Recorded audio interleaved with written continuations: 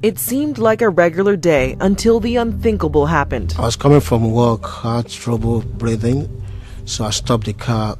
It's like my lungs was full of water and I couldn't breathe. I was really scared. I knew that something wasn't right. Luckily, Kunle Abiodun was near a hospital when he fell unconscious. So when I got into the ambulance, they asked me for my PIN number, my phone and everything, and that's all I could remember. As my spirit left my body, I saw them trying to resuscitate me, pressing my chest, trying to put a lot of injection on me.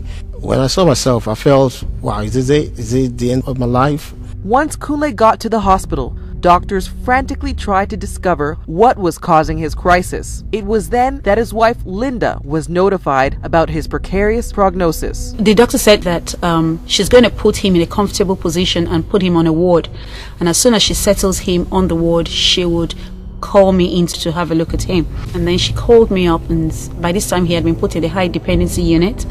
Took me up to see him, and I looked at him and I saw loads of tubes going through him. He was on a ventilator. He wasn't breathing. The ventilator was pretty much breathing for him. Medical records confirm that Kunle suffered 2 cardiac arrests and was clinically dead for several minutes while emergency workers did their best to revive him. I just knew my spirit was going through a tunnel, a very dirty, slummy, full of maggots, full of spiders. It's just really horrible place to be. And I saw 2 big men like the gladiators. I don't think they're 6 footers, they are over 6 footers. When people are coming, they carry the person and take them to a very far place until I don't see them no more.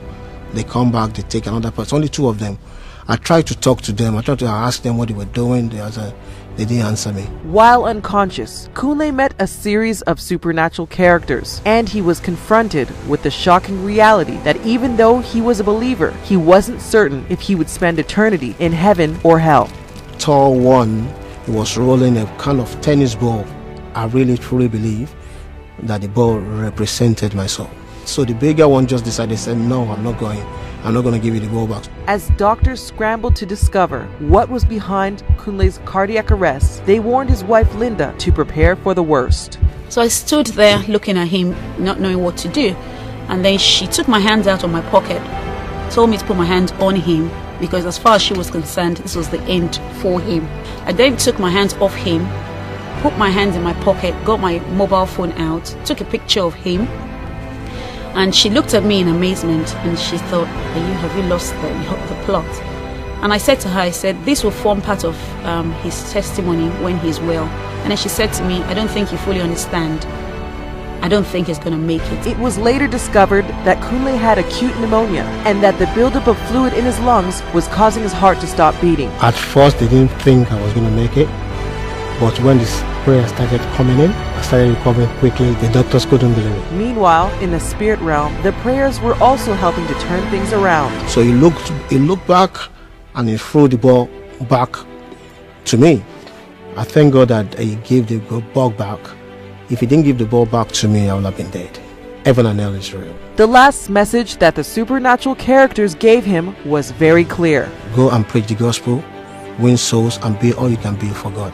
If you believe in God for a miracle, just look at me and know that with God, all things are possible. Indeed, all things are possible if you believe. So get ready for an encounter with God. Also, if you have a testimony, fill out a testimony card today so that you can encourage someone else's faith.